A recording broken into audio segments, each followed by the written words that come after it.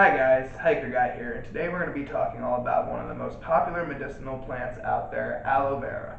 So, aloe vera is a really special plant in the fact that it's got really great burn healing properties. I looked into it a little bit and found out that not only does aloe help to alleviate pain from burns and help to heal the burns, but it actually accelerates the healing process by up to 9 days.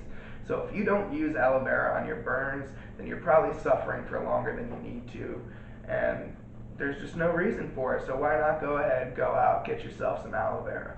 Um, so aloe vera was first approved as an FDA drug in 1959, and prior to that was more commonly found and only really known to be found in the Arabian Peninsula. After that, it just took off and it spread like wildfire. Now it's found in tropical, subtropical, rural, and all kinds of regions.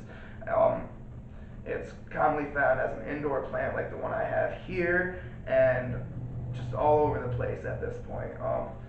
So, on top of its burn healing effects, aloe can also be used to remove dental plaque. In fact, when it's made into a water or a juice, the aloe can be just as effective as your regular mouthwash.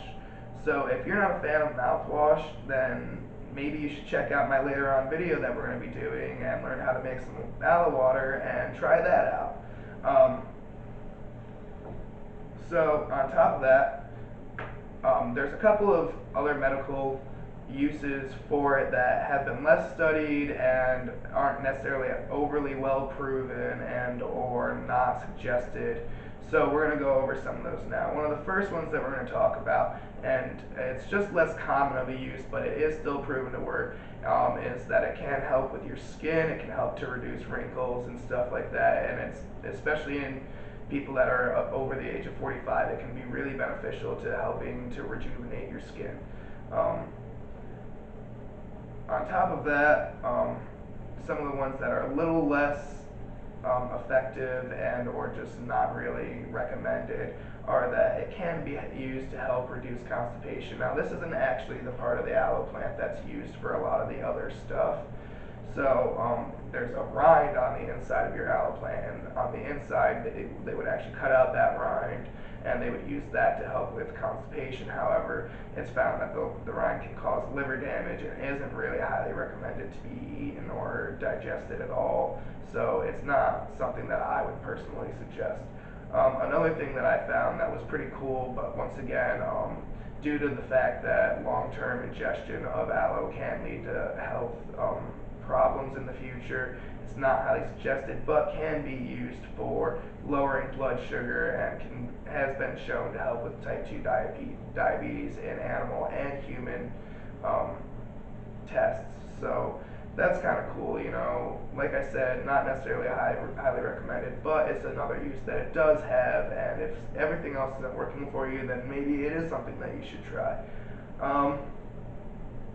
You know, I also want to go ahead and say, while we're talking about medical uses of aloe and stuff like that, or any medicinal plants out there, before you use any medicinal plants or medicinal herbs, you should always talk to a doctor about whether you should or should not use it and for the purposes that you want to use it for.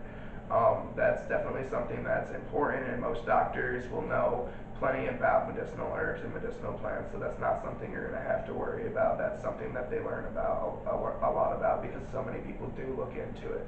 Um, so, just a few more things before we finish up here. Um, like I said before, earlier on in the video, I'm going to be doing a video in a while where we're actually going to make aloe water. So aloe can actually be ingested and can be made into certain beverages and stuff like that. I personally really love aloe water. You can go out and there are places that sell aloe water in stores. They sell different flavored aloe waters, and it's really healthy for you. It's high in antioxidants and antibacterial properties that will actually help to inhibit the growth of any bacteria inside of your body. So that's just like kind of the last thing that I wanted to touch on. And like I said, if you want to see that future video that we're going to be doing in a few days where we actually take some of these leaves and make them into aloe water, then go ahead, make sure you hit the like button, you subscribe, and turn on the notification bell, and we'll be seeing you around.